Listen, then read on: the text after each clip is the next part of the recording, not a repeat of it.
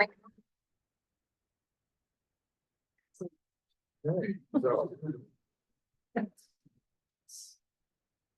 so I'm just waiting for the tech deck to tell me we can go live. Yeah, we can go live. Well, good evening. I'd like to call this meeting of the Parks Advisory Board to order. Before we get started, we do have some rules if we have a hybrid meeting here. This meeting is being held both in person and remotely via Zoom. Before we begin, here are some guidelines and instructions for the meeting. Please silence your other communication devices, such as your cell or desk phone. This will ensure that we are not hearing any feedback or causing interruption during our meeting. Members of the public attending on Zoom, except for board members and county staff, will be placed on mute by the host. The chair will announce opportunities for public comment, which are included in the meeting agenda. Please adhere to the speaker time limit. For those on Zoom, if you would like to make public comment, please click on the raise hand feature to signal that you would like to comment during the public comment period.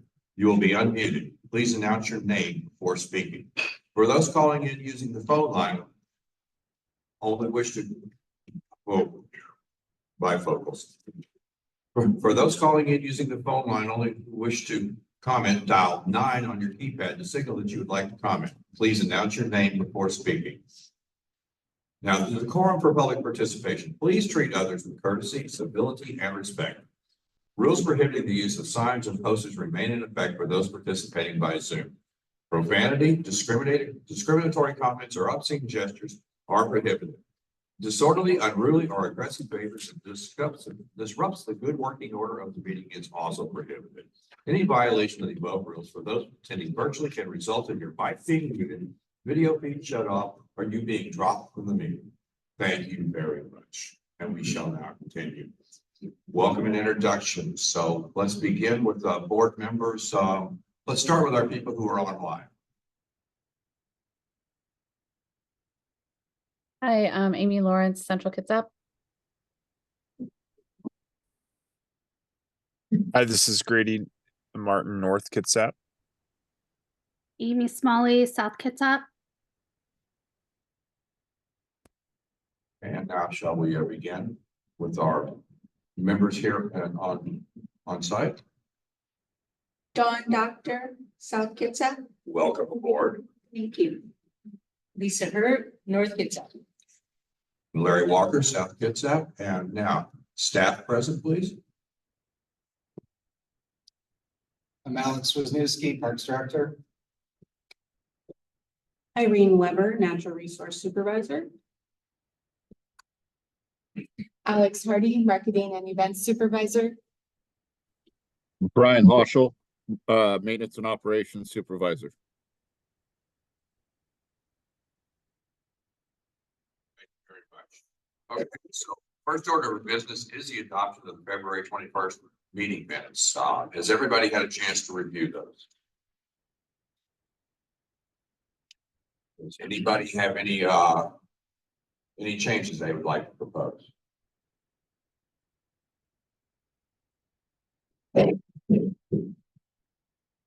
I'm hearing crickets. That would indicate to me we do not have any changes proposed, so I would entertain a motion to adopt these minutes. I make a motion to adopt those minutes. And a second. I second. All right, we have a motion and a second. All those in favor indicate by saying aye or raising your hand. Opposed? Hearing no objections, we now have minutes. Thank you very much. Item number 3 on our agenda is public comments. There's a 3-minute time limit per person, and it is not intended to be a question and answer session. Please send questions to parks@kitsap.gov so they may be directed to the appropriate Parks Department staff for a response. Okay? So, we have any public comments? We have one online that is Mark Libby, and I'm allowing you to talk. Thank you. This is Mark Libby up here at Kingston, part of the Kingston Parks, Trails, and Open Space Committee. And I have a request for your group to give us a good status report on the PROS plan and an updated timeline when it will progress through the priority survey and on to incorporation of pieces into the comp plan. We're particularly interested in the gap analysis. We are looking forward to seeing that. It's critical to our North End plans with the school board and the North Kitsap School Board and other activities to fill the hole that we have up here with sports fields, courts, and other recreational facilities.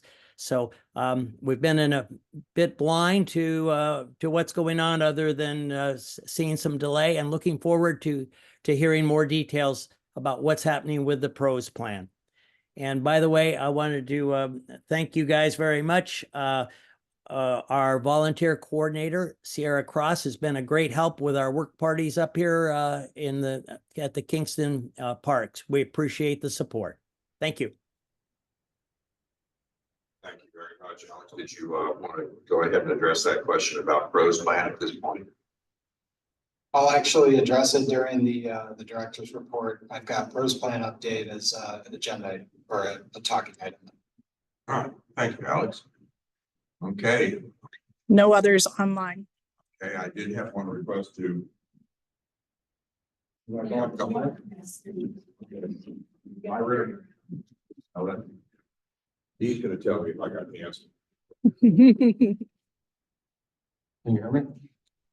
Okay, so I'm Rick Feeny. I'm on the South Kitsap Farm. I'm the lake steward. I'm also a Banner Forest steward. At the last Banner Forest, well, we get there. I'm also on the Non-Motorized Committee Advisory Committee.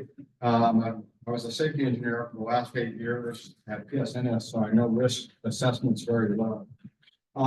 At the last meeting for Banner, our community meeting, I brought up a topic that really involves both the parks and the roads department. And so it got decided at that meeting is that for me to come here to bring it up to you all, and just as an introduction, and then I can still go through the back roads to the parks, but I want to get you guys to buy into it if you desire. Basically, the Olala parking is dangerous in Banner Forest, which I'm a steward of. Where we park is 45 miles an hour. We're just up the street, it is 25 miles an hour. And immediately by the time people, and I just took measurements today.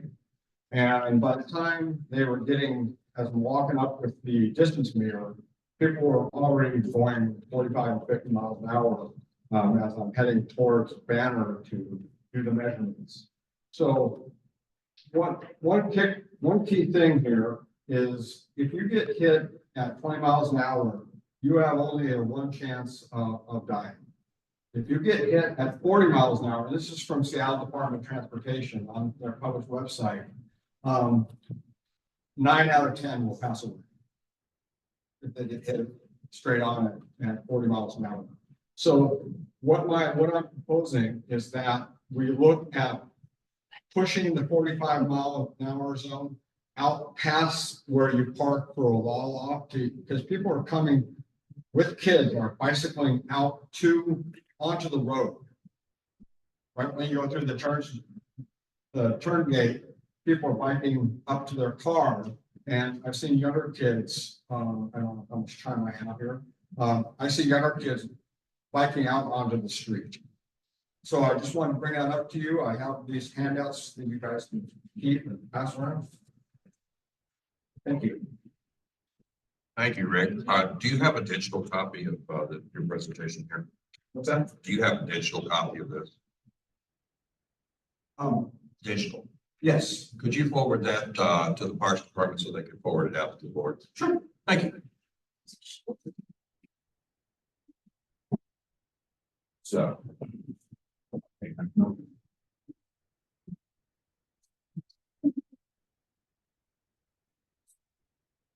Thank you for the comments on safety. Hi, my name is Mary Allen. I came here tonight to remind you about the most fun community event we are holding at Fort Gamble Forest Heritage Park, the BioBlitz. First, a BioBlitz is a chance for biologists of all kinds, whether professional or amateur, young or old, to get out into the park and help identify as many living organisms, plants, insects, birds, etc., that live in that area at a particular point in time and contribute to a database or inventory for the park. We are excited to have people throughout the county helping us out, such as EPC, KEC, Kitsap County Parks, the Girl Scouts, members of the Spalding Tribe, birders from Audubon, high school students, and more. For the BioBlitz, we will be using iNaturalist app for ID identifications, and we're also asking people to connect to the SiteStarter account, and link the two. And that way there's going to be an inventory that will be available for many to use. Sierra has posted the links in the volunteer newsletter. And if you have more questions, you're welcome to email me anytime. I'll give you my email if you like. But for sure, anybody that has a question about it, it's going to be so fun. And I want to give major thanks to Robin Salthouse and Irene Weber, who have been doing some of the very hard groundwork for this project. What a great team. I just want to leave you with this cute quote that I heard from an urban biologist. And he said, "You don't have to go to Serengeti to go on a safari." So join us at the park, April 27th. And like I said, it's on the volunteer newsletter. Thank you very much.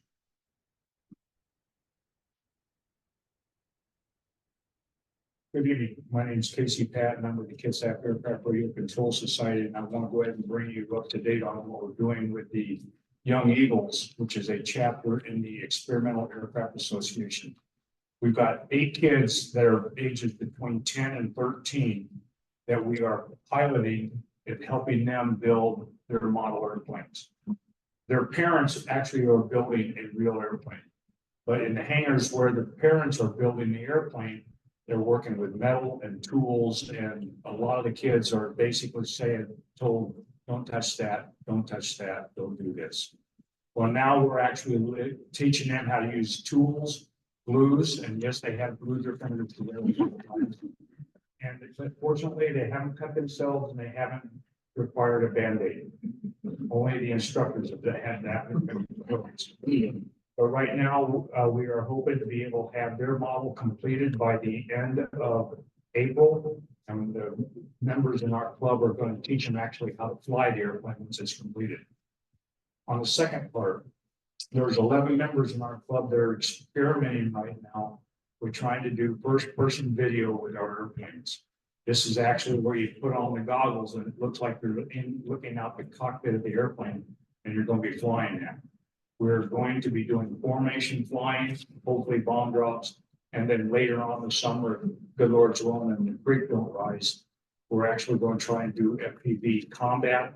That's where we have 2 or 3 pilots with the goggles, and they're going to have little blue lasers hitting sensors on the other planes.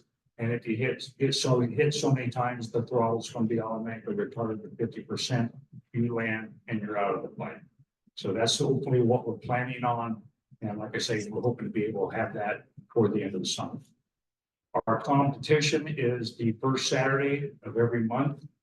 We start at 10 a.m. and it goes from April till October. And so if anybody was interested in seeing what competition with RC airplanes is like, you're more than welcome to go ahead and come out to the field. Thank you very much. Thank you very much.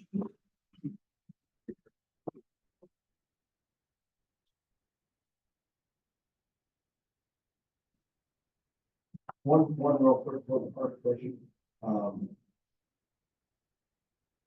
No, never mind, I can do that.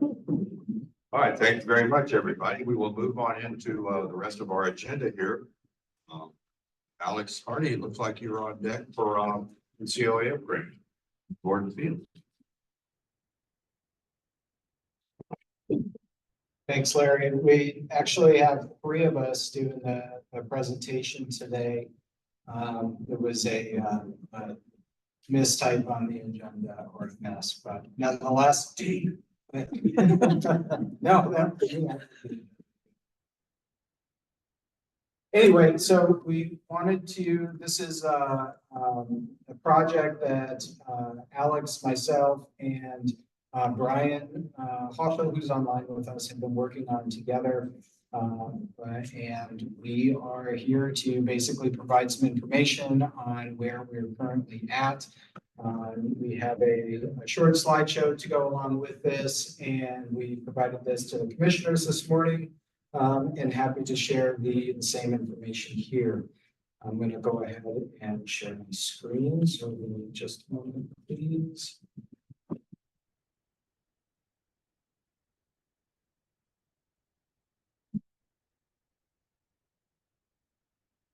All right, so what we're here to talk about is improvements to our Gordon Fields. And so at the Kitsap County Fairgrounds and Event Center, we have two soccer fields on site labeled Gordon 1 and Gordon 2. And our presentation begins with kind of a brief history of what got us from then to here and where we are projecting to go from here forward. And so this all started in 1977. The Kitsap County Parks Department got a grant through the Recreation and Conservation Office to acquire 37 acres. That is the acres that the two Gordon Fields currently sit on. The intention at the time was for camping sites, equestrian area, and play areas. In 1999, there was another RCO grant to further develop this site into 4 baseball and softball fields. This grant graded the area, graded the soils, and installed backstops for the 4 fields. In 2002, yet another grant to take this one expanded outside of just the field area, but also did improvements in other areas of the fairgrounds, including the Lobe fields and camping areas here. The camping area specifically is in what we call the Callison property, which is across the street from Gordon Fields and across the street from Thunderbird Arena. So in that wooded lot there that the county owns that's undeveloped.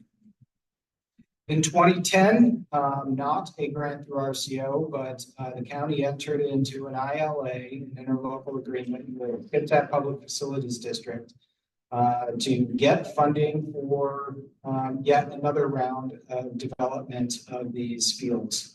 This one took, in addition to other things on the fairgrounds, it took Gordon 1 from a grass field and turned it into an artificial turf soccer field, the current field that we have today.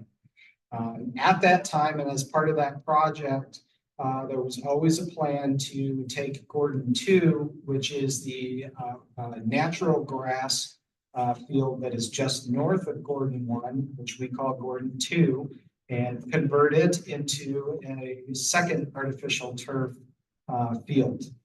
Due to the expense, that field has not been developed. We are now 14 years later. It's not been developed, but there was always plans for it. And as part of this initial phase, there was some infrastructure that was installed with the anticipation that at some point in the future, the development of Gordon 2 would take place. That infrastructure is for the light towers. We currently have light towers on Gordon 1, and there's some infrastructure already in place to accommodate lighting for Gordon 2. Moving into the next two slides, Alex and Brian are going to talk about. These are the heart and soul of their various program areas. Alex is going to talk about the current demand and use of soccer in our region, as well as use on the fields themselves. This will lead into Brian talking about current conditions of our fields. And then we'll come back to talking about grants and funding sources for future development. Alex?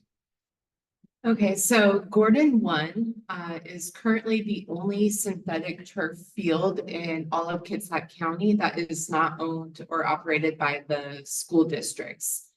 So school districts, you'll see a lot of the high school fields, some of the middle school fields that have synthetic turf fields. However, the school's sports team and use gets priority to those fields. So oftentimes that will leave limited field use availability to the outside organizations and community groups. A lot of times the fields won't be available until 8 or 9 p.m. in the evening. So that leaves very little time for community organizations to practice and access those fields.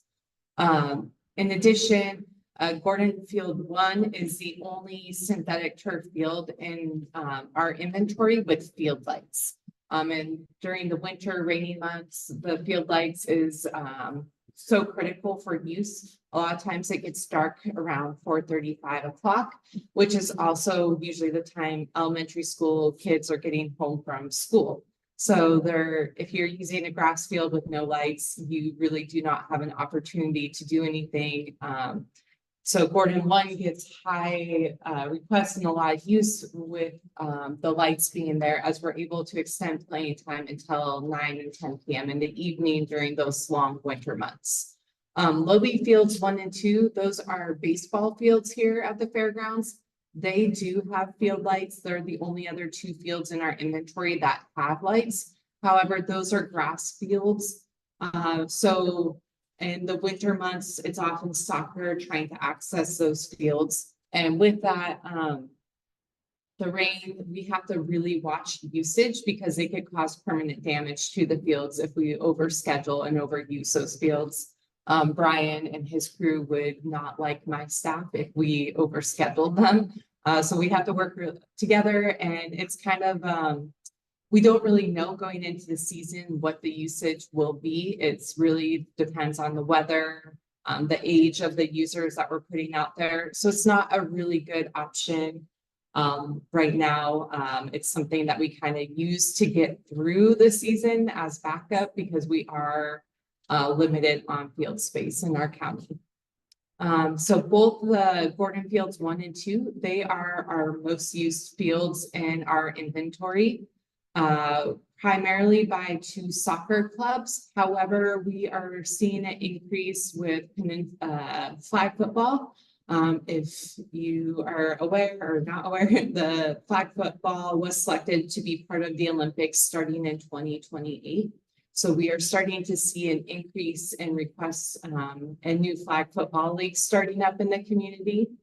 In addition, we have lacrosse clubs, rugby clubs, and then the newest one that we're starting to kind of see more out here on the West Coast is field hockey. So we're starting to get more requests from outside user groups.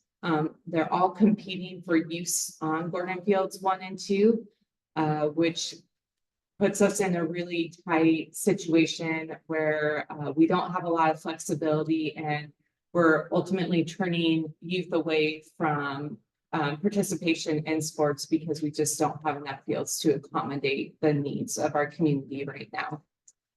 If you look at the data below, you can see in 2023, Gordon Field 1, we had about 1,510 hours on that field. Where Gordon 2, again, Gordon 2 is grass, and we had 1,000 hours on that field, which is pretty incredible. And we're very grateful for Brian and his maintenance crew for being able to keep up with the field ops to allow that type of use, as both it's a lot of use for a grass field. And I'll let Brian go next. He'll show you some of the pictures and you'll be able to see the wear and tear on the fields.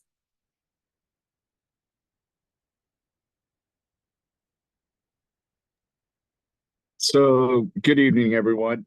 Just for reference as to the area that we're talking about, in the top middle picture, you can differentiate between Gordon Field 2 and Gordon Field 1.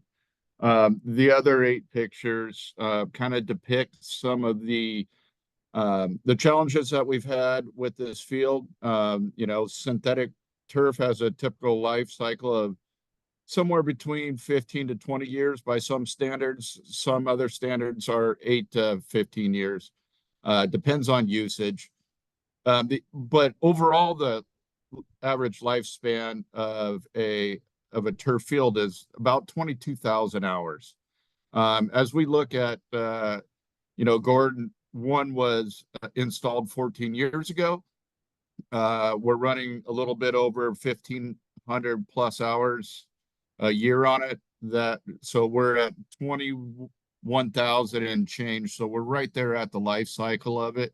We're getting tears in the turf. The glue is starting to give way. Pieces of the field are coming loose. And the patchwork that comes with it obviously is of different sizing than the worn down turf. So it creates some tripping hazards. And so Gordon Field 1, and to reiterate what Alex said, is a highly used field and a prized field within our community. And so, there's a lot of focus on that.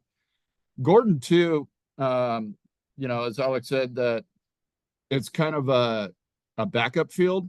The challenges with that from a maintenance and operations perspective is that we're still putting over, 1,070 hours, almost 1,100 hours into a grass turf field during times of, winter and spring soccer. And that's tough to grow grass here in Washington during those conditions.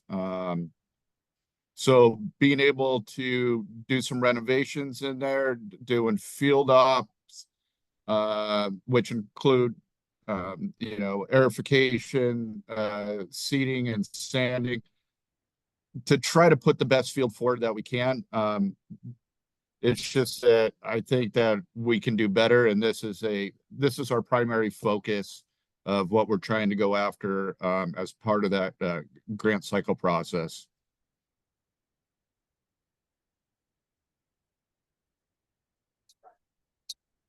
So moving on, got some information to share about the specific grant that we are looking to apply to, as well as we'll talk through our projected scope of work, timeline, and other information. But this is a grant through the Recreation and Conservation Office through the state of Washington. It is the Community Outdoor Athletic Facilities Grant. The biggest piece of information that you will notice on the screen, this is just a snapshot from from RCO's grant page. Under match requirement, the bottom right there's none. That is huge. Most grants come with the stipulation of some level of match that goes along with the grant allocation. This is actually coming. It's the grant program is being funded through money that has come to the state from the stadium fund downtown. And one of the ways that they are distributing it and making it available across the state's various communities is through this grant program. And they have made the decision to provide it without a grant match requirement. So that's super cool. But it also means that competition is going to be very steep because everybody is going to be applying for this. So because of that, they are going through kind of what they're calling is a pre-application process. And this is where we go through a round of submitting basically like a grant briefing of what we're proposing to do, how we're proposing to do it, and that gets reviewed across the board from all the submissions. And they do an initial round of eliminating projects from the get-go. Those that then pass their criteria are invited to come back and submit a formal grant application to actually apply for the funding. When we met with our local grant manager and started talking about the project that we were proposing, we were solely focused on just replacing the artificial turf on Gordon 1. We wanted to, that is kind of our top priority. But as we were talking with him, he more or less encouraged us to expand our ask, our scope, our project to include Gordon 2. In part because it was always part of the planned effort at the fairgrounds here. And he also indicated that in addition to the way that the grant is being structured, is there's a likelihood that additional funding will become available in 2025 that is beyond what is currently listed in 24. They don't have that decision made at the state level yet, but it is what the RCO office is anticipating. And the other caveat is they will not be accepting applications for new projects in 2025. That the new funding coming in 25 will go to those qualifying projects from 2024. So really the opportunity to get in on the grant funding is this year in 2024. So based on this information, our conversation with our grant manager, the fact that there is a history and a demand and need for increased field usage, we made the decision to move forward with the full ask, the full scope. That includes one, replacing the existing artificial turf on Gordon 1. As Brian was indicating, we are the wear based on the high usage has rendered it kind of at its tail end of its life cycle, and it needs to be replaced. The dollar figure that is in the top right of the screen, the $606,000, is an estimate that we received from the firm who did the initial construction of Gordon 1 in 2010. So it is an actual cost estimate for just replacing the artificial turf itself. The figure below, which is a range of 1.4 to 1.9, is a total guesstimate at this point. And that is for the development of the Gordon 2 field into an artificial turf from grass, including adding a restroom to the facilities. So we have a restroom to service both fields. We don't currently have one. We utilize portalets currently at the soccer field. I indicated that lighting infrastructure was in place from the development of Gordon 1. We would still need to add a few light poles for the Gordon 2 development. So that's included. And then of course your sidewalks for access, fencing, and bleachers and other site amenities. The cost of this will need to be refined if we are invited to get past the pre-application process and apply for the formal grant, which fingers crossed that will happen. So funding sources. We are looking at a significant project here of around $2.5 million in total for the development of the new field, plus replacement of the existing turf on Gordon 1. We will, or at least in our pre-application, did ask for or indicate that we would ask for, if we were invited to move forward, the full $1.2 million. That is the top end or the maximum amount that they would consider for a single entity who's a single applicant who's applying. Though our grant manager kind of on the side also indicated they're not likely to give the full amount, that it might be scaled back. But then in 25, if there's additional funding, that it would be considered for that in the future. So how do we bridge the gap?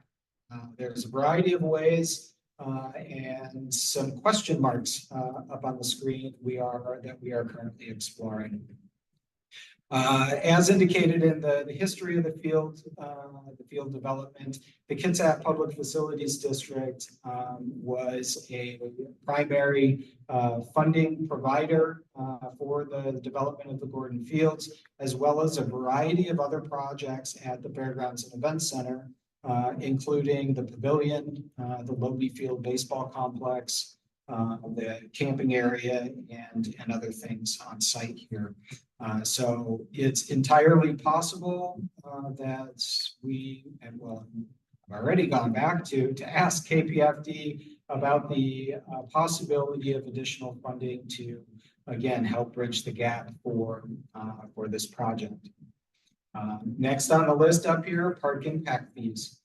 The county collects park impact fees from new housing development for the way that the RCW or the law is written, that these fees are then they're dedicated to Parks and Recreation to develop new facilities to help support the increasing population from these housing developments and the growing community.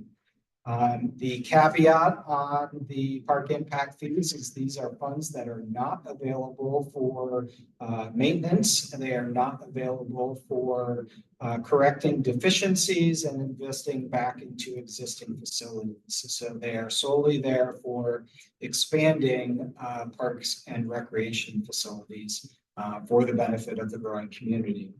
As of the end of 2023, the fund balance in the park impact fees account is approximately $1.6 million. Historically, these fees have been used to fund debt service that the department has achieved through bonds in the past that they used for various improvement projects. The current bond that we're paying on is due to expire in 2031. We would have it paid off.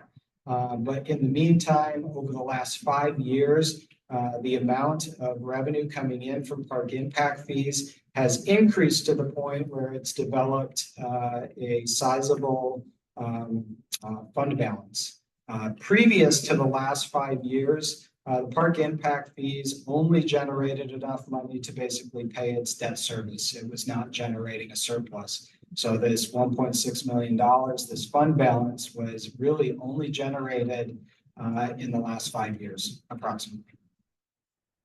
Couple other opportunities, REIT 2. So REIT is a real estate excise tax. There's REIT 1 and REIT 2. Both of these are property taxes, or a portion of property taxes, and they are available for municipalities to use for a variety of different investments. One of those is in parks and recreation facilities. REIT 2 is our Parks and Recreation, our department's primary funding source for capital projects. The one caveat on this is that due to the way that REIT 2 is defined, the Fairgrounds and Events Center is not eligible for REIT 2 funding. So you might ask, well, why is that on the screen then and being considered? Interestingly, there are a couple of carve-outs in the property here of the Fairgrounds and Events Center that are eligible for REIT 2 funding. Those are Castle Park, which is the area that is at the top end of the hill where we have a parking lot, a playground, and a picnic shelter, and a small restroom up by the tennis courts. That little conglomeration of assets is called Castle Park. and it has been deemed eligible for REIT 2 funding. The other one is what we call Concert Park, and that is a open lawn area on the fairgrounds between the barns and the Van Zee building on the fairgrounds proper. That area, that lawn area, has a lot of events that happen at it. It is open to the public during the day. We get a lot of people coming out to play with their dogs and such. Nonetheless, it has also been determined that it is available for REIT 2. However, the rest of the grounds currently are not. We are starting to investigate this with other county staff and other departments to determine if we're able to carve out other portions of the fairgrounds and event center so that we may open up the opportunity to utilize REIT 2 on the grounds here for projects such as the development of and maintenance of the Gordon Fields. Unlike the other facilities on the grounds that are only available by reservation, the pavilion, the barns, the President's Hall, even the Lobe baseball fields, those are not available for walk-in traffic to utilize. But on the flip side, our Gordon soccer fields are. So even though they do get rented a lot, they are also available during the day for anybody just to go out and utilize. And so we are going to do our darndest to make a case that the soccer fields, as well as the areas surrounding them where we have other day use activities, we have a disc golf course on site here, we have hiking trails, that those are the type of day use park facilities that should be available for REIT 2. If we are successful with that argument, then that would open up REIT 2 as a possible funding source for the Gordon Fields. So that's why that's on there, but with some question marks. And then the last one is community fundraising. And Alex mentioned that we have a lot of athletic users, clubs, who are heavily interested in the future of the Gordon Fields, and they may be partners in an opportunity to do some community fundraising to help offset the gap in what we might achieve from grants and where we might fall short and need to come up with the remaining balance. So where does that leave us with next steps? Next steps before us, we are submitted our pre-application last Wednesday, so we're only a week since we submitted it. We now await our evaluation from RCO. Their evaluation period does not end until April 30th. So we have about 6 weeks to sit on pins and needles and wait until we get results. During that time, we are already investigating the funding sources that I just shared and trying to determine and nail down what opportunities are actually viable for this project.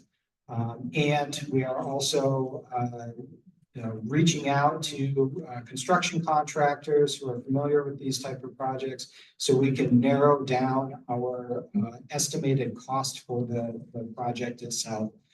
To really hone in on our costs, our scope, and our funding source.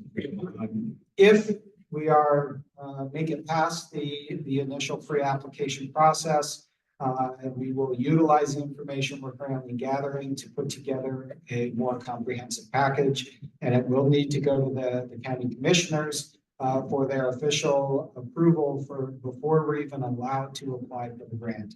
Because this is a mechanism or they will be committing county resources towards this project.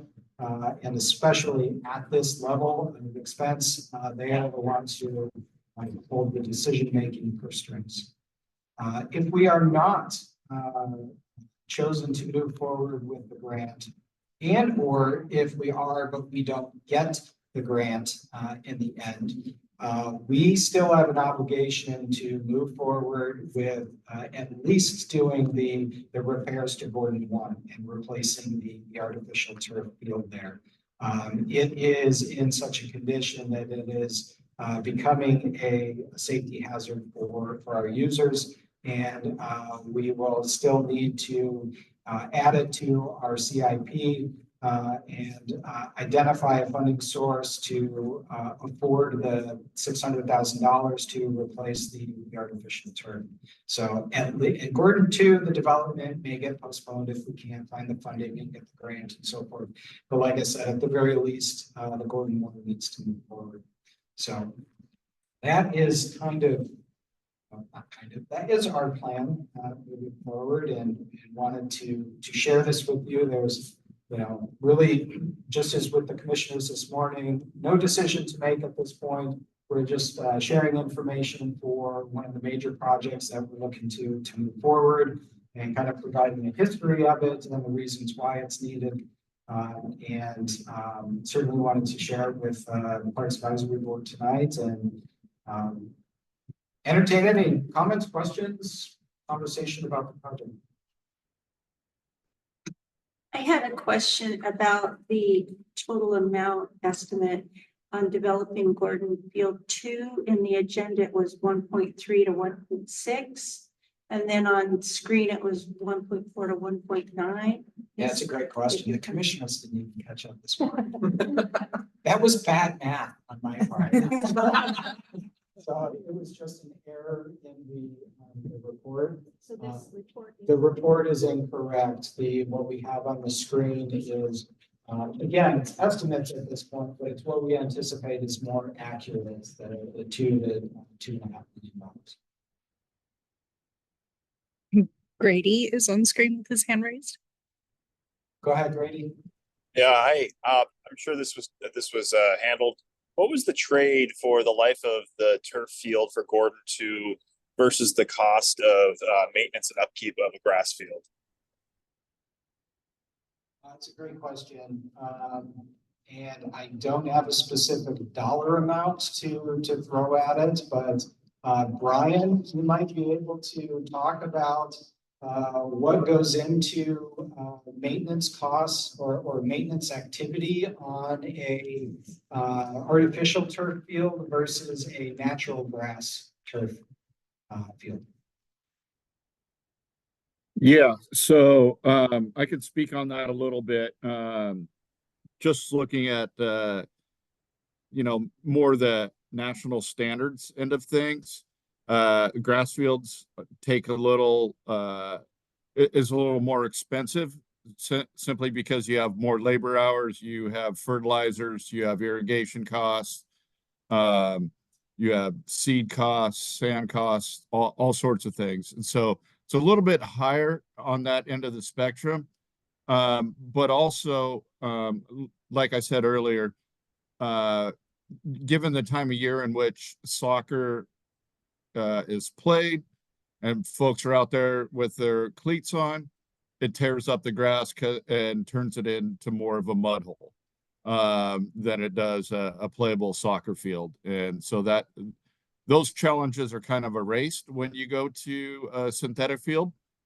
And so from the national standard end of things, it's a little bit cheaper to go with synthetic from the maintenance and operations end of things, simply because there is still some labor. We still have to do some grooming approximately like every 90 hours of the field. And there's also the addition of like the rubberized material that goes into it. But those costs are a little bit more minimal compared to, the cost of seed or sand or irrigation. So there is some cost savings long term for that, and there's a lot better playability for the community when it comes to a synthetic turf. And Grady, just to add to that, for the Gordon Field 1, the synthetic turf field, we perform maintenance on it approximately every 90 hours of field use.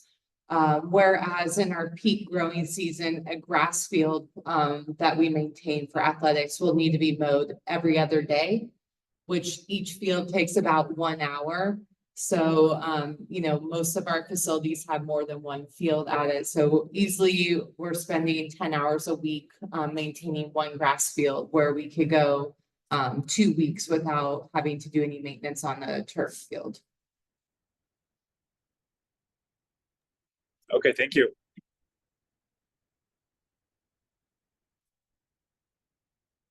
Go ahead, Amy.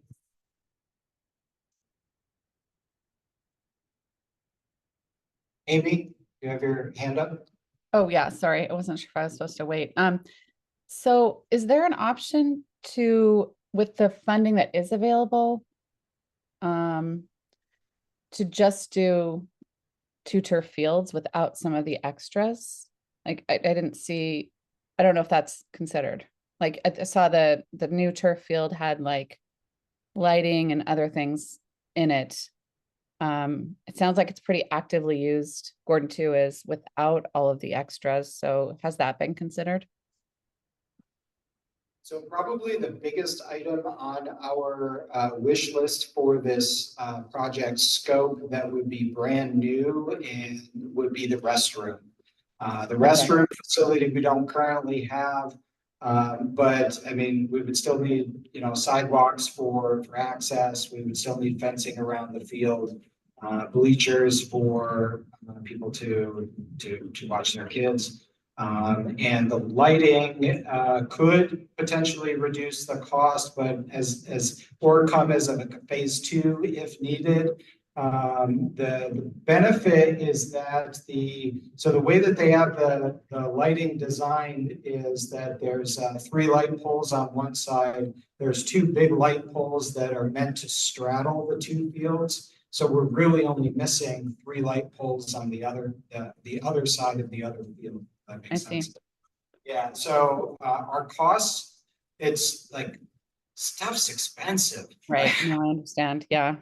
Oh, I mean, it's amazing that, just a soccer field all by itself, synthetic turf is easy. I mean, that definitely seems like the way to go, given how much maintenance is required for those grass fields. And yeah, and I having spent quite a bit of time at those fields watching soccer, I know how well loved and used they are by the soccer community. So pursuing that angle of funding, bridge, I think might be pretty fruitful. Hey, and Grady, one thing that I did not even mention besides the irrigation and renovations of the field is simply mowing. Just the hours of mowing that we spend and the labor in that, and taking that into effect. I just wanted to throw that additional piece in there. And Amy, one more thing to add to your question. RCO only funds projects that are ADA compatible. So some of the other items have to be included or will have to be built in at some level. Okay. Thank you.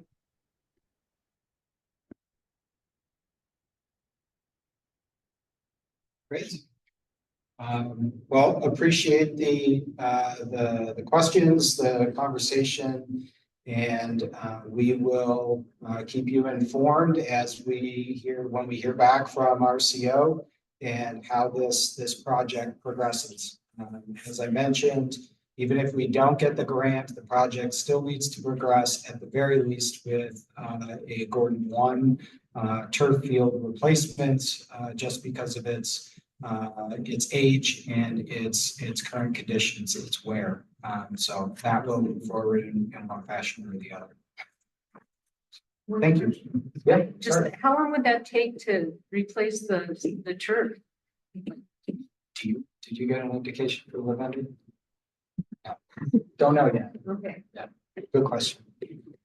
Official blank stares. Yeah, that's a good question, because we'll have to coordinate that with our users, because there will certainly be a downtime when the field's not available.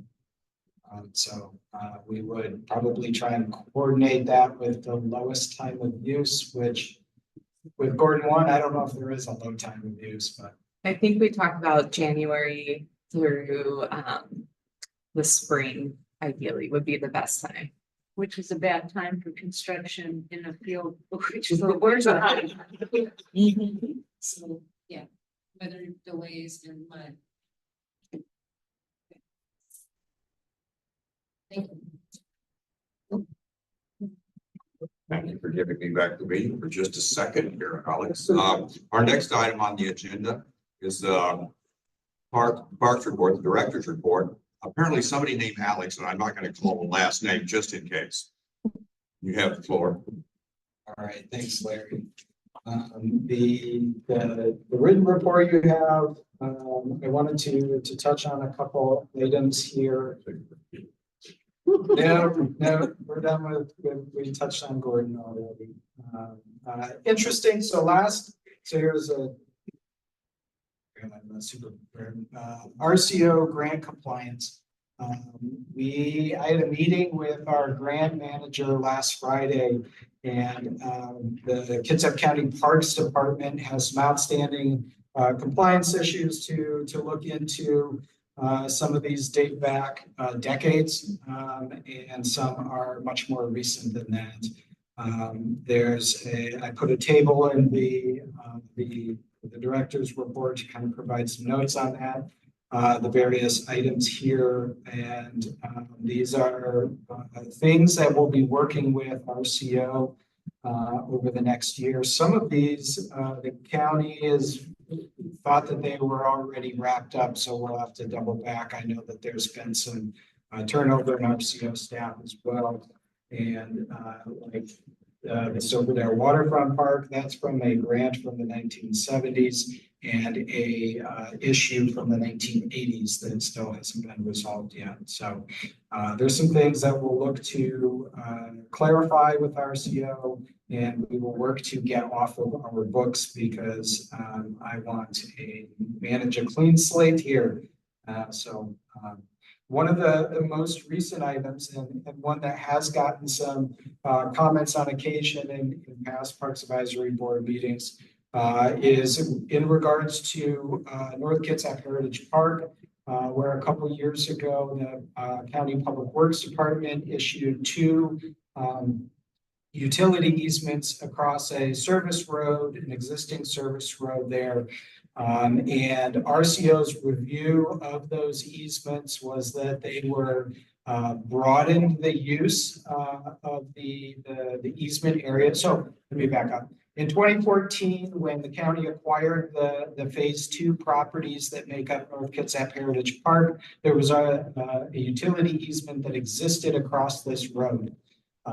When the Arborwood housing development was happening next to the park, they were going to utilize that utility easement to bring in utilities to the housing development. However, the easement that the county inherited with the acquisition of the property was confusing at best. To try and clarify the issue, the Public Works Department issued 2 new easements to basically kind of wipe clean the past easement and usher in these 2 new ones so that things were just cleaner. However, the language in those 2 new easements actually expanded the use of the land as it was in the first easement. Through RCO's review of that, they have stated that that increased use causes a compliance issue with the grants that the county used to acquire the land back in 2014. And so because of that, the county has now been told by RCO that we've got to go through their conversion process to basically make amends or right size the easement issue and the expansion of use on the property.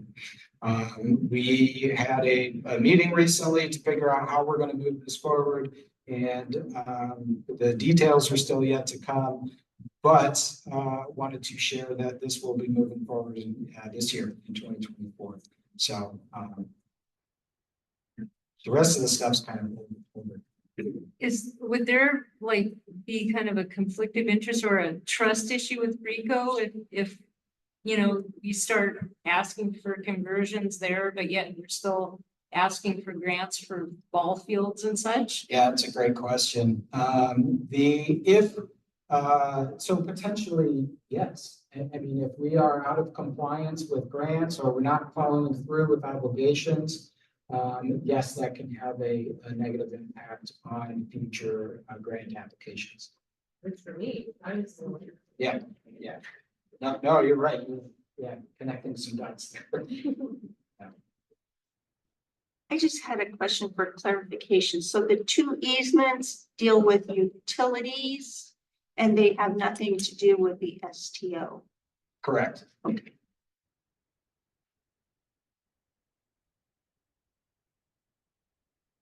Okay, moving on. Let's see. Point no point. The beach rehabilitation or the beach repair project. As explained in past meetings, we had this broken up into a phase 1 and a phase 2. The phase 1 part of the project has been completed. The phase 2 work is now moving through the various permit agencies, and we are still targeting and hopeful that we will be able to accomplish the phase 2 work this year in 2024. Our official fish window to get the work done is between August 15th and October 15th. And so we're hoping to line up all of our ducks in a row before that time so we can get the work done in the appropriate time frame and get it done as quickly as possible, which would be this year. Following phase 2, we would be able to remove the super sack sandbags that are in the park currently, and then reopen the parking lot to vehicular traffic.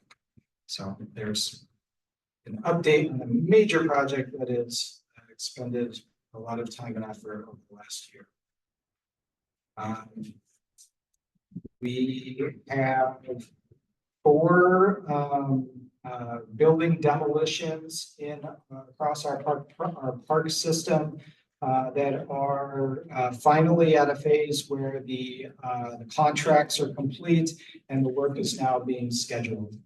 So Brian is leading this effort with our contractors because, as you are aware, we still do not have a parks planner or a capital improvement specialist on board. So other staff are getting sucked into other projects, but we're continuing to move these forward for the benefit of the park system. Another project that is moving forward, but without the appropriate staff, the parking lot construction off of Stottlemyre Road up in Port Gamble Forest Heritage Park is currently underway. This is being managed in partnership or being managed by the Public Works Department in Kitsap County. And the partnership has been fantastic so far. So really appreciate in all honesty, very well-oiled machine that Public Works is when it comes to running construction projects. It is quite impressive in comparison to our one person that we normally have on staff. Anyway, the parking lot is projected to be finished I would be hesitant to say by the end of the month, but at least into the early part of April, if the weather holds for us. The project did get delayed due to weather. The amount of rain that we had saturated the ground so much that they just could not perform the necessary work to move the project forward. So it got delayed initially, but it was obviously picked back up over the last week with the great weather that we had. And if all things hold equal, in the next few weeks, we'll be able to wrap it up. In conjunction with that one, we just signed a contract with Washington Trails Association to work simultaneously on a trail on the north side of the parking lot footprint to begin to make a connection from the existing trail network in the park that will tie into the parking lot, so that when the parking lot is complete and open to the public, it is not a parking lot to nowhere and actually has a connection that goes into our trail network. Yep.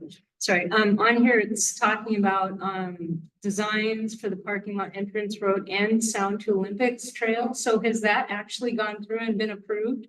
Or are we just, acting like it is? So this is the other parking lot at the north end of the park, that sits just inside the north boundary. And comes off of Carver Drive, which is the new road that was developed in the Port Gamble town site area. Adjacent to the Port Gamble town site, adjacent to Carver Drive is going to be a paved path, which is a section of the Sound to Olympics Trail. And that trail is intended to continue to and terminate at that parking lot at the north end. So it is a syncing up of the entrance road into the park, the parking lot itself, and the continuation of this trail that will stop at the parking lot. So I guess the question is, has the Sound to Olympics Trail been approved? Is that an actual go, but they're already constructing it? No, so in its entirety, no, it has not been. Okay, so they're just doing it, This section is, the one they've started. yes. Yeah, so it will get constructed from within the town sites to the parking lot. Is that because that's Pope property or still part of Pope? Because it's not really the Sound to Olympics, they're just putting it on private property. Correct. So it's their thing. Right, and if the Sound to Olympics Trail in kind of its vision and totality does get funding and move forward, it would tie in with To it. that, okay. If it doesn't, then it would just remain a standalone trail section. So I guess it's just confusing that we're calling it Sound to Olympics Trail and it's really the Pope project. Well, it's still being called that. All right, Just using the same term. okay, thank you. Yes.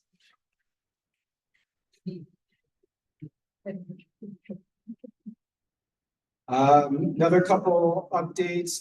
April 1st marks the opening of all of our parks. During the winter months, we close some of our parks that are more focused on day use activities. These are primarily our lake parks that get used heavily in the summer for swimming and picnicking and other activities. And in the winter, visitation goes way down, and we close off some of the parking lot access into these parks. We have to close and winterize the restrooms, and we do this at a couple other parks as well. It is not the vast majority of our parks, but it is a handful. Nonetheless, April 1st marks the reopening of these parks, as well as the kind of begin of our summer season on April 1st, which is stunning, but we charge our irrigation system, mowing begins. It is kind of full bore from there, moving forward with our developed parks. And gets very significant until we primarily get to around August, and then kind of the grass starts to die back and the amount of labor we expend on mowing starts to taper off a little bit. Along with that, another comment on our athletic fields. We're also in the midst of beginning work to do our biannual field ops. These are the maintenance that we do on all of our athletic fields. We have 26 athletic fields across our park system, and 9 of those are managed by partner organizations, and then 16 of No, see, I can't math it again. 17. We maintain and manage 17 ball fields within Brian's maintenance team.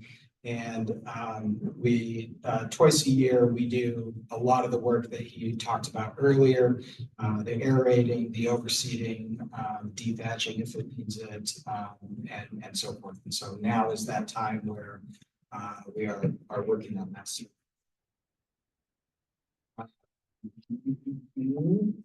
A fun couple projects in natural resources. And maybe I'll let Irene talk about these, the creosote removal and your highlighted project for the one.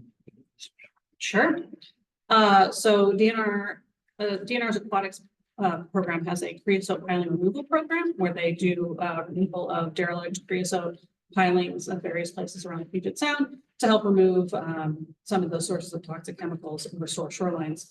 So they reached out to us about removing some creosote pilings at our Indianola waterfront and woodland preserve. So we were able to work with them to get them onto that site to remove those pilings, which is pretty exciting, and look forward to working with them more in the future on more of our waterfront parks if we discover any additional creosote. Let's see, what was my highlighted project? Yes, at Newberry Hill Heritage Park, we did a big Scotch broom removal on March 6th. 28 service members from the USS Alabama joined park staff and volunteer stewards at Newberry Hill Heritage Park to remove Scotch brooms surrounding a very open planting area. It was an incredibly dense half-acre of Scotch broom that took a huge effort to clear. Park staff led by Aaron Bartleson are currently working with 5 different Navy commands on various projects throughout our park. Thanks. I have a question. Do you think you could get them out to Port Gamble Forest Heritage Park? Yes, we're working on that. The Navy could definitely get out there. I think Aaron might already have them on the books for certain projects. I think we're planning on getting Washington Youth Academy out there at some point. But yeah, Scotch broom management at Port Gamble is on my radar as needing a large scale plan. It's a forest. And the last item I wanted to talk about, or at least I don't have a whole lot of information to share, unfortunately, but the pros plan and everybody's favorite project to be extremely frustrated with, staff included. We still currently sit in a place where we do not have a priority survey ready to go out to the public, and we have not received a draft copy of the pros plan yet. By which that staff has even seen, reviewed, commented on, and do not yet have available for public review and comment. We have, however, put together a timeline and got on the calendar for the various review and approval mechanisms, including the county's planning commission, as well as penciled in with the county commissioners. The delays that we have received has pushed the final review out until the end of June. And I have been very reluctant to post a timeline because it is still extremely tentative in all capital letters right now, because we still have not received any actual document to move this forward. So that is where that project currently stands. I know that our consultant has some internal challenges and they are expressing frustration as well. So we are doing our best to move this forward. It has been very frustrating, to say the least, over the last few months. But the hope is that we will get through this as quickly as possible. We did get approval from RCO to extend our deadline, and they extended it through the end of June. I will be honest with you and say that the way that our schedule sits right now, we will be lucky if we hit that. And we may have to go for another extension unless our timeline starts to get checked off. It is a long and arduous review process. We have 3 2-week public comment periods built into our review process, including comments and review from the Parks Advisory Board. There's a SEPA determination. There's a 2-week public comment associated with the SEPA determination. There is review of the PROS plan for compliance with the comp plan. There is a going to the Planning Commission, and there is a public hearing process after all of that with the county commissioners. So there is a lot before us. We have this kind of scheduled out through the end of June. We updated the timeline today based on our most recent meeting with them. And like I said, I am still reluctant to fully put out the dates because everything is still tentative. Brady? Yes, I had to go back for the Point No Point project. Did you say that in the phase 2, the sandbags would be removed sometime this year? And what was the timing for that? Yes, that's accurate. The sandbags at Point No Point will remain in place until we complete the phase 2 repair work. And the reason is that all that we were allowed to do for the phase 1 repair work was add rock and beach material to return the beach back to its pre-storm conditions.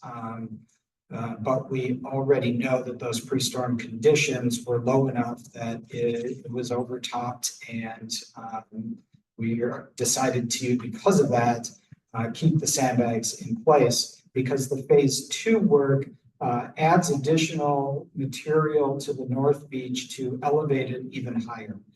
We elevate it another 2 feet higher than where it's at currently. And so until we have that additional material in place to provide a heightened level of protection, we have internally made the decision to keep the sandbags there. Hope that helps to explain. So once phase 2 is done, then we'll remove the sandbags, and the parking lot will reopen.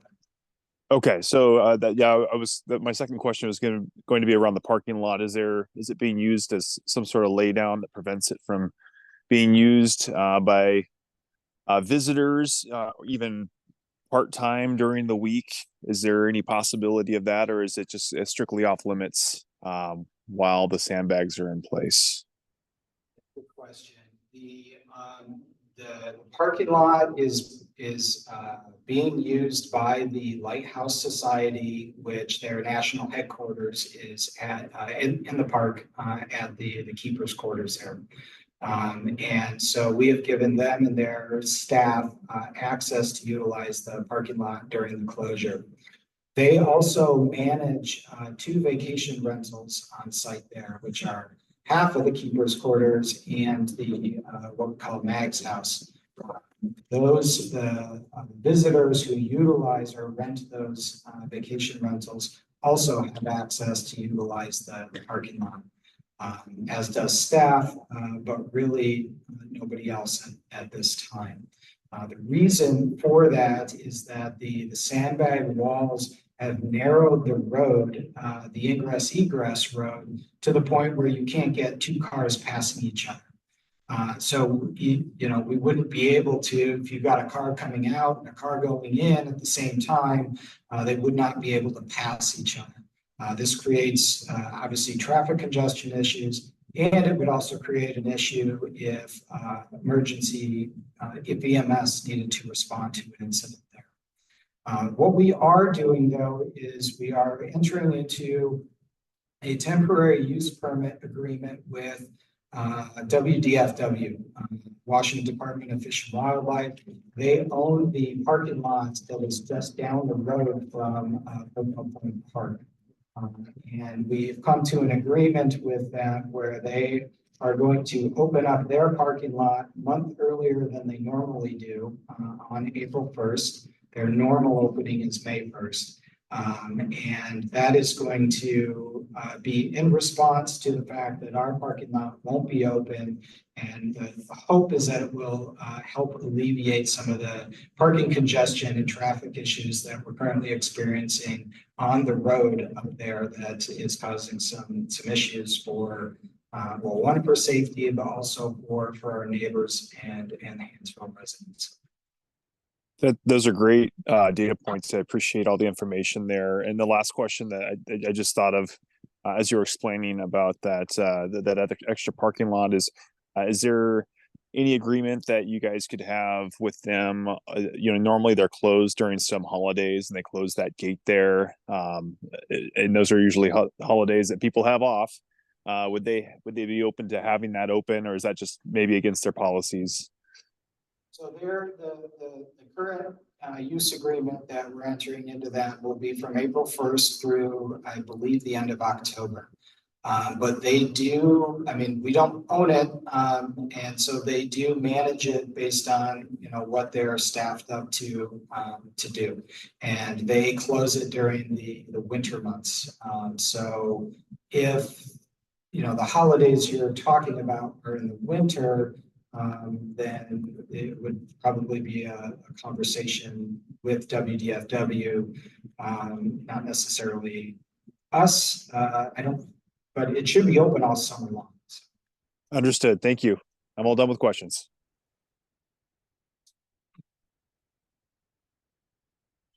I got a couple of questions and kind of a phone to throw to you here. Okay, first off, if we do not meet the time frame for RCO, is there any penalty involved on behalf of the county for not making that time frame? What RCO time? But I mean, for getting pros plan. Oh, yes. I mean, so ultimately, yes, let's say we don't meet our current deadline and we did not get another extension. We would not be eligible for grants. So it would just be loss of grant capabilities. There would be no fines or anything of that nature. No, our RCO, not to my knowledge, institutes any fines. It's just that you are not eligible for their grant programs if you do not have an eligible and approved pros currently. Okay, all right. Now, just to help you expedite, once you finally get this thing untracked, would it be in the best interest for y'all, for the county, to have a special meeting of the advisory board strictly dedicated to review of that outside the normal monthly meeting? Possibly, yes. And I have one penciled in on my timeline. But again, because I don't have anything, I actually thought about sending out an email to everybody today, but then I was like, well, I don't even have anything to share, so I'm not going to pencil any special. I'm not going to ask you to nail Jello to the wall. Yes, but yes, that the concept of having a special Parks Advisory Board meeting dedicated to the pros plan is a likelihood. Okay, I would kind of appreciate getting a little bit of a heads up. Yeah. Just so we can, everybody can get their lives on hold and so we can be at your beck and call. Amy Smalley has a question. Hi. So I just want to clarify that I'm hearing this correctly. So if you don't get the pros plan done and they do not give you an extension, then you cannot apply for the RCO COAF grant that you're trying to apply for? Yeah, or any other grant, it would negatively impact us, our ability to apply for grants. I mean, the caveat here is RCO is not looking to, they're not trying to do a gotcha moment here and prevent people from getting funds to improve parks and rec facilities for the benefit of the public. They are working with us as they do with other organizations and agencies across the state to, ensure and to help us out The extension for the pros plan is not an uncommon thing. When I did the pros plan for City of Port Townsend before here, we had to do an extension there too, and it wasn't really an issue. They have grant managers assigned to different areas that do preliminary reviews for our grant applications and provide information and meet us on site. And they're really there to, provide assistance and help out the local jurisdictions because they know that, we are pretty much across the board, understaffed, under-resourced, and need the assistance. They want the money that they have for these grant programs to go out into the community for the benefit of, all of Washington. So, but ultimately, being black and white, if we don't get our pros plan approved, it will negatively impact our ability to qualify for grants.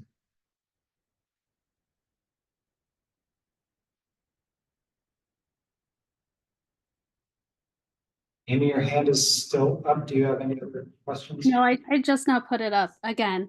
I guess so my next question is like an extension seems that's just normal for the most part. Pretty positive you'll get an extension. I hope not to need an extension, another one. But if we do, the hope is that they will be understanding and will continue to work with us.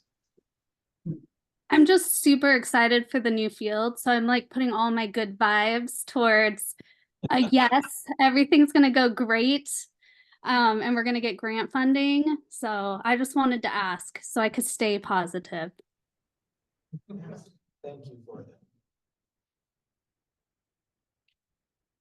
Okay, that was it for me. Thank you. All right, thank you very much, Alex. Okay. Subcommittee reports, we have advisory board subcommittee assignments, which are listed on your agenda here. There is one name that is glaringly missing. I would like to bid welcome to Dawn Doctor, our newest member from South Kitsap, dynamic steward, the queen of Boulder Creek. Open source, you can use it. So first off, have you seen any of these committees that you would like to get on? Well, I have a question. Are we trying to maintain 4 or fewer on a committee? And the thing I noticed is that Joanne Clark was listed under planning and property. You're our new Joanne. So I thought that was a possibility. And then since finance and budget could use one, that would be a possibility. You want that? Anybody opposed to her getting involved in those committees? Congratulations, you now have a new job. Okay. Okay. Now for all the other board members and everything, are y'all status quo? Are y'all fine with where you're at right now? I realize meetings have been kind of sporadic here because he seems to have this day job he has to do too. I mean, I'm fine. Listen, you good? Amy? Brady, y'all good? Okay, I'm good. Y'all are trying not to speak up while I'm talking. I'm good. Yeah, I'm good. All righty. Okay, so we will just leave these with the 2 changes here. That will be marvelous right there. So, all right. So moving forward, district representative report / old business and new business. Old business. I do believe we had some business brought up last month. I have some old business. Well, yes. Okay, last month I proposed that we create something that would accommodate people's questions because they seem like they get asked and they kind of disappear. So I have a proposal that I created and I will just read the purpose of it and then I will hand it over to be discussed amongst the board. The purpose, the primary objective of implementing a question and answer page on the Kitsap County Park Department website is to foster transparency, improve communication, and streamline the process of addressing inquiries from the public, particularly those raised during Park Advisory Board meetings. By providing a centralized platform for disseminating information and answering questions, the department aims to enhance public engagement and satisfaction while promoting accountability and responsiveness. And so the whole proposal is done, and I'm going to turn it over to Larry. Here we go. Oh, Joy, thank you. I appreciate this. No, actually, this is well done, well met, well played. Okay, just some of the implementation stuff, because we're going to have to really identify the technical stuff, requirements, resources, staff responsibilities. There you go, Alex. More stuff to do. You got it, Dick. And about website development, content creation. That'd be Alex, sorry. Okay, and with staff training on how to do it, then promotion and outreach, and the monitoring and evaluation. No actual metrics, and it's just kind of something that's there. So I would entertain a motion based on this briefing here. I would entertain a motion from the advisory board to forward this over to Alex and his crew for further looking into. We'll also, by the way, you got this in the digital format, of course. You'll forward that over to Parks too, so it can go out to all the board members so you can read it more in detail. But I would entertain a motion to ask Alex to move forward with this. I'll second. We need a first. Okay, great. I'll make that motion. Provided that we can also, I would like to see like it in writing. Absolutely. That will be coming out by the end of the. Okay. All right, Grady's a so we have second. motion and a second to forward. I'll this over. second. Okay. So all those in favor? Aye. Any Aye. opposed? Oh, okay, we are forwarding this over. Alex has officially forwarded to you. He's got, I don't need any more paper in my house. You saw my living room right now. You know, I don't need any more paper in my house. Okay, so do we have any other old business before us? Crickets. I like it. Fishing season's coming up. We've got plenty of crickets. Okay, any new business? Okay, I actually have a piece of new business that I'm going to bring forward. This was brought to us by Rick Feeney earlier, his presentation about the Olalla Valley Road speed limit stuff. He presented me with a digital copy of his proposal. I will get this over to Alex so he can forward it out to the board. I'd like y'all to think about this over the coming month. And so we can discuss it more. Things I'd like you to think about is the concept, what he's got here, any possible alternatives to help our citizen out. And also how we should move forward with this. And we'll get it on the agenda for old business next month. So, okay. You just want that? You might have put a virus on it. The county doesn't care. All righty. So is there any more? Decorum shall prevail, Mr. Chair. Please control yourself. Does anybody have any other new business? Oh, hearing no new business. District representative reports. So who wants to, anybody got any reports from North, Central, or South? On what's going on?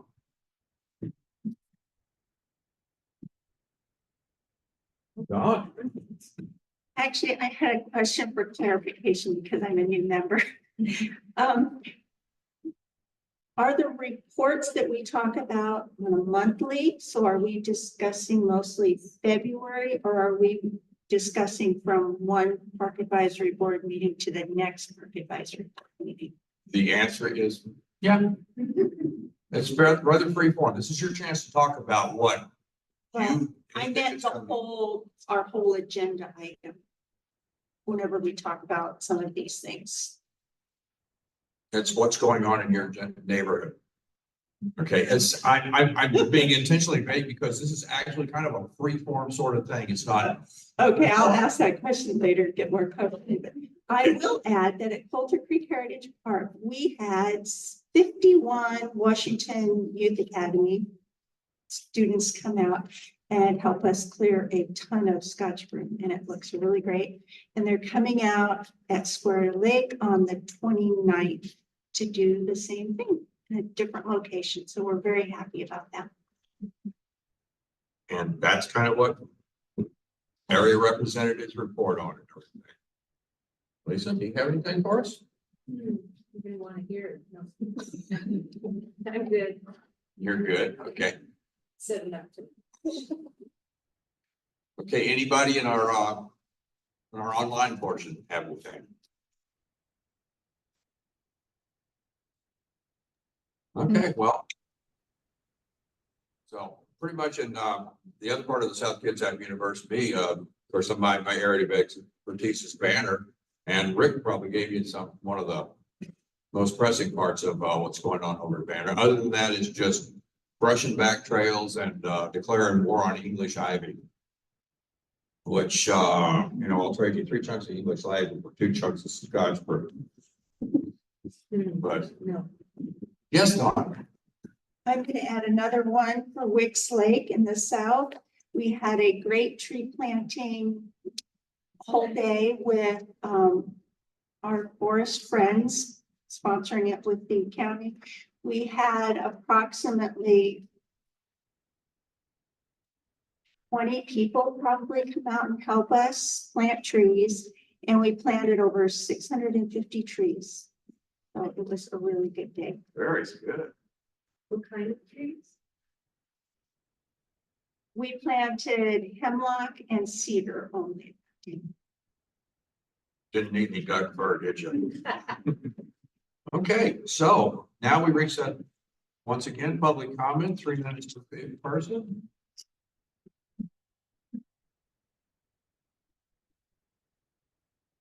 Floor is yours.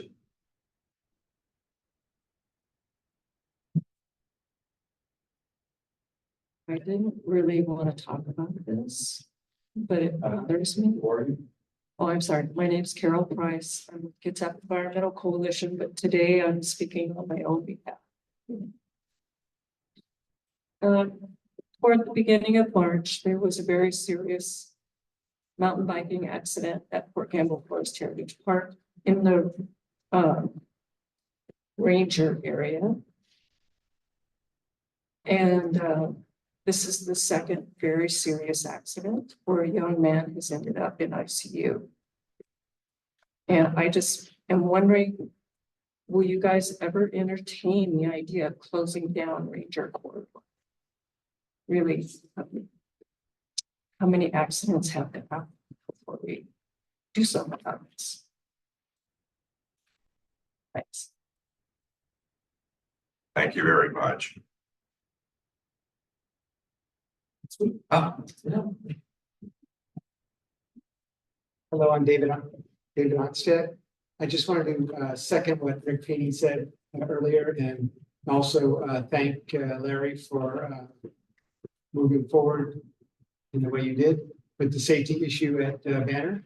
And so I'm also a steward at Banner Forest Heritage Park, and been seeing the dangerous conditions there on the Olala Valley Road. And so, yeah, if a few signs that we put up to slow down people, we can't always prevent people from speeding, but if people do something to make things seem safer, not seem safer, be safer. That'd be great. Thank you very much. Thank you very much, David.